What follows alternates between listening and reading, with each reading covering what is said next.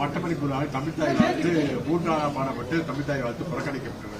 அந்த பாடலை பாட்டு மறுபடி சுந்தரநாள் பல்கலை அவருக்கே அந்த அதுக்கு என்ன நடவடிக்கை இல்லை. அதாவது என்னன்னா, கண்டிப்பா இது கவர்னர் அலுவலகத்திலிருந்து அங்க அறிவுறுத்தப்பட்டிருக்கதாக அவங்க சொன்னாங்க. இதை வந்து கவர்னர் அலுவலகத்திலிருந்து இந்த மாதிரியாக பண்ணணும்னு சொல்லியிருக்காங்க.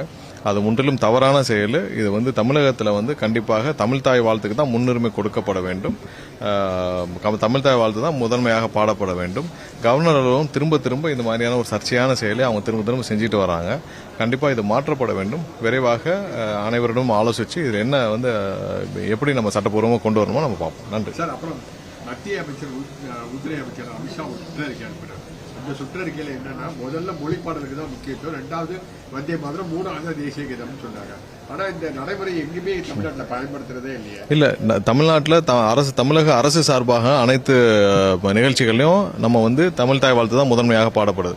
அதே நேரத்தில் கவர்னர் அலுவலகம் சார்ந்த நிகழ்ச்சிகள்ல மட்டும் தான் இது செய்யப்படுது. அதுவும் வந்து கல்வி நிலையங்களுக்குள்ள இதை கொண்டு வரக்கூடாது என்பது நம்மளும் சொல்லியிருக்கிறோம், அறிவுறுத்திருக்கிறோம். அதையும் தாண்டி இந்த மாதிரி செய்யப்பட்டிருக்குது. இது கடுமையான கண்டனத்திற்குரியது. இதை கவர்னர் அலுவலகம் கண்டிப்பாக தவிர்க்க வேண்டும், இதை தடுக்க வேண்டும். ஏன்னா இது வந்து தேவையில்லாத ஒரு சர்ச்சையை அவங்க கவர்னர் அலுவலகத்துக்குள்ள செய்யறாங்கன்னா பரவாயில்ல, இன்னைக்கு கல்வி நிலையங்கள் வரை இதை கொண்டு வருவது கண்டிப்பாக தடுக்கப்பட வேண்டும்.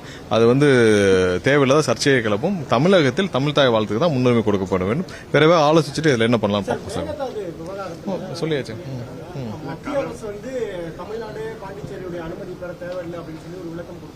டீடைல்டு ப்ராஜெக்ட் ரிப்போர்ட்டுக்கு தான் சொல்லியிருக்காங்க. இன்னும் முழு ஆர்டர் வரட்டும், வந்தோடனே பார்த்துக்கலாம். நன்றி.